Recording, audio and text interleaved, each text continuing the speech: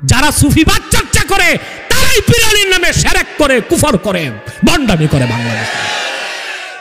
এগুলা রংডঙের নাম না। আমার হুজুর গৌসুল আজম কি বলেছেন জানেন?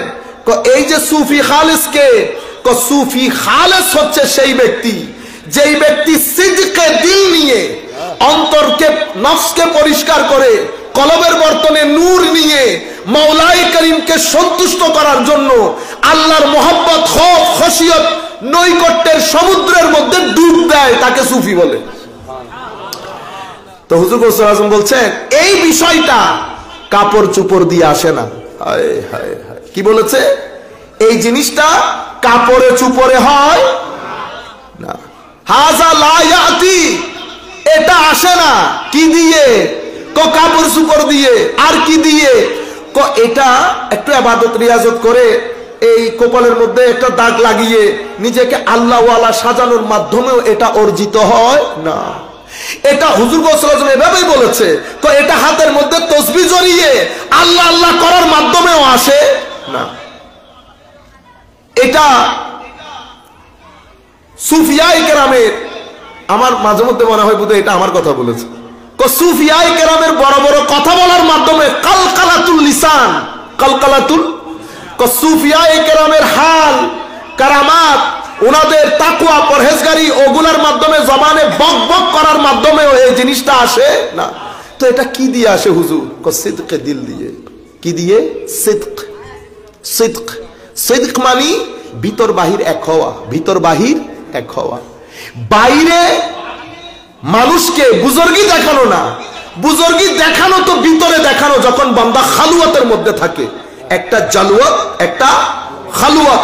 জালুয়াত মানে যখন আমি সবার সামনে থাকি, খালুয়াত মানে যখন আমি একাকিত্বে থাকি।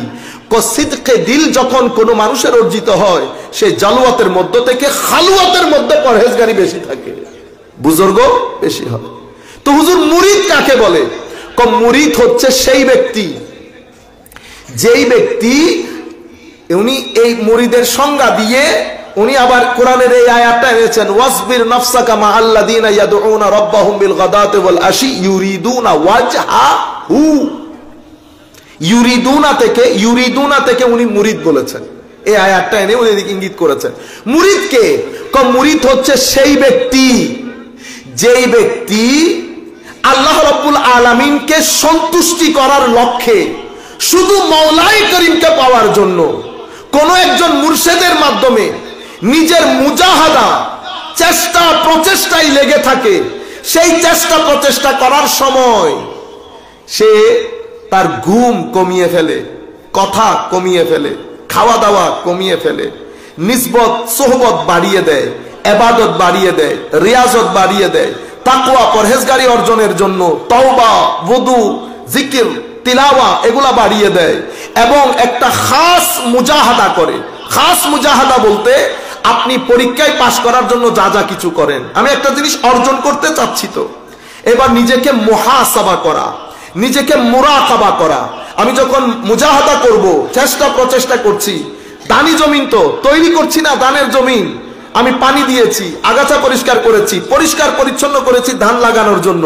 3 মাসে ধান ঘরে চলে আসবে, এটা এমনিতে হয়ে যাবে। ওবার 2 টাকার আমের চারা পর্যন্ত 2 বছরের আগে আম দেয় না, আর ধান আপনার 3 মাসে ঘরে চলে আসতেছে। ঘটনা কি? এক তো মালিকে মওলা রহমত, আল্লাহর রহমত, কারণ দান আমাদের প্রধান খাদ্য। এবার 2 বছর পরে আইলে হারা পাইছুন না, তো জিবে যাতে প্রয়োজন আর খুদাইবে ব্যবস্থা করে দিই না, বুঝুন। আমি মাঝে মধ্যে চিন্তা করি, দান 3 মাসে ঘরে আসে কেন?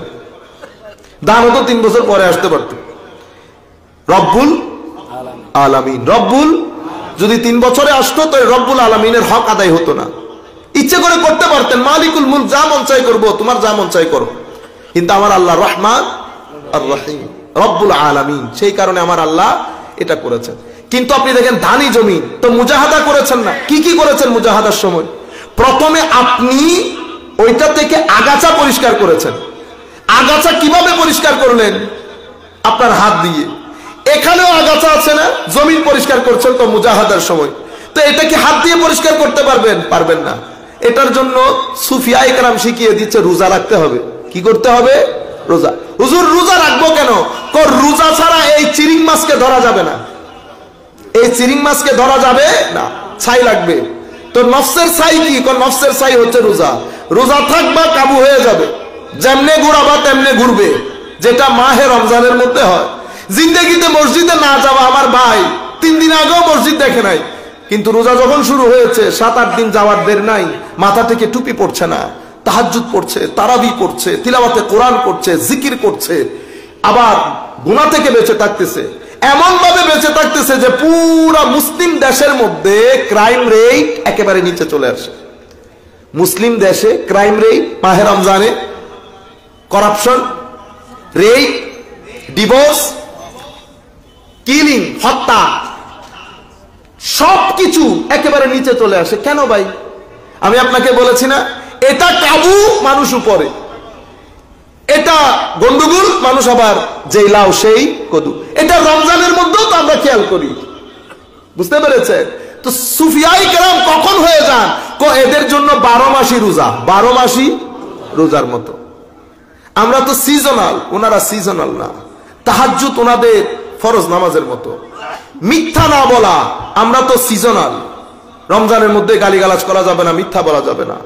অথচ হুজুর গৌসুল আজম বলছেন, তুমি যখন এই পিরিয়ডের মধ্যে থাকবা তুমি মিথ্যা বলতে পারবা না, সদা সর্বদা সত্য কথা বলবা, কখনো কসম করবা না আল্লাহর নাম দিয়ে। কেন হুজুর, কেন?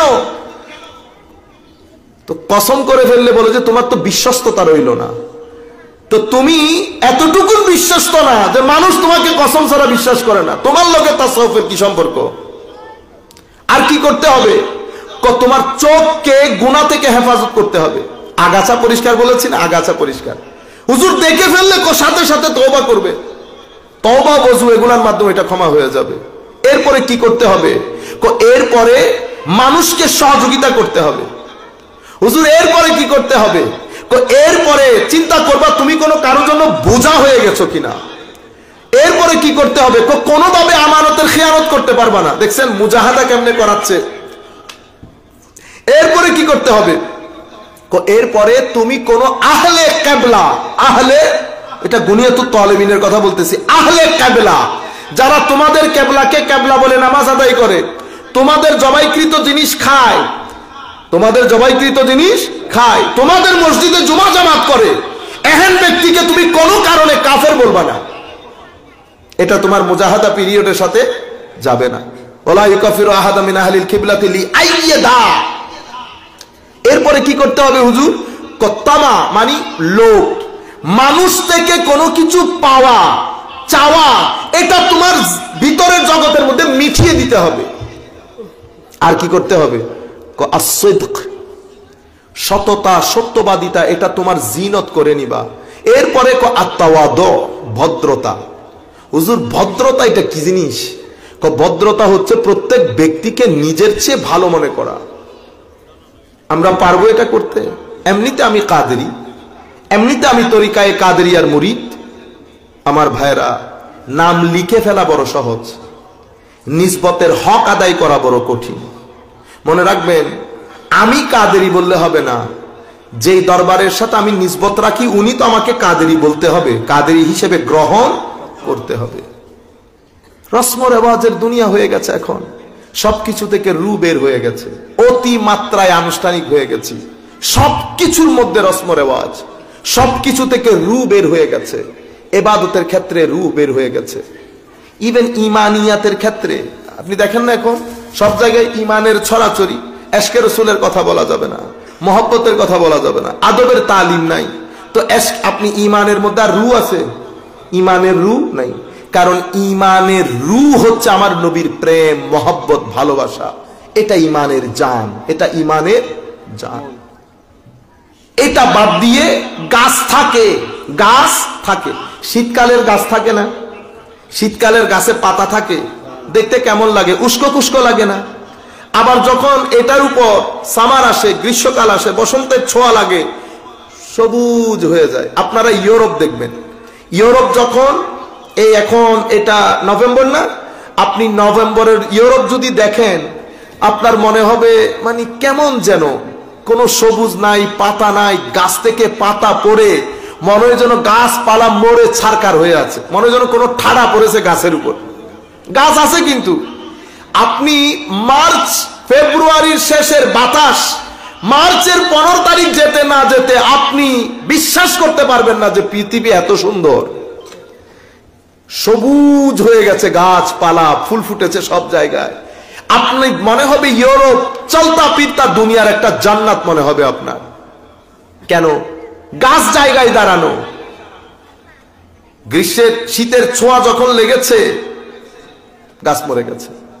ইমানের ভিতর থেকে যখন আমার নবীর ইশক বের হয়ে যায়, তো ইমানও শীতকালীন বৃক্ষের মতো হয়ে যায়। সেই কারণে যেই দিলগুলার ভিতরে আমার নবীর মোহাব্বত থাকে না, সেই চেহারাগুলা ওই শীতকালীন বৃক্ষের মতো থাকে, কোনো ধরনের গ্লু নাই। আপনি কাউকে জিজ্ঞাসা করতে হবে না, আপনি গনে গনে বলতে পারবেন।